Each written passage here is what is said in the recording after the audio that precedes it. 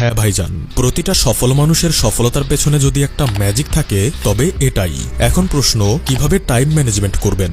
মাত্র 4টি সহজ নিয়মে। 1. সূর্য ওঠার আগেই জেগে উঠুন। পৃথিবীর প্রায় সব সফল মানুষের একটা কমন হ্যাবিট, তারা ভোরে ওঠেন এবং একটা পুরো দিন নিজেকে উপহার দেন।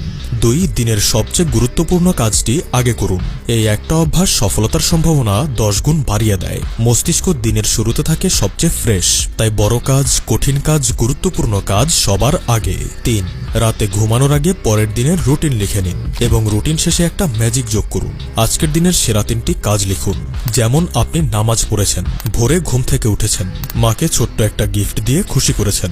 দেখবেন রুটিন আপনাকে দেবে পরের দিনের ক্লিয়ারিটি, আর সেই 3টি ভালো কাজ আপনাকে দেবে এক দুশ্চিন্তামুক্ত প্রশান্তিময় ঘুম।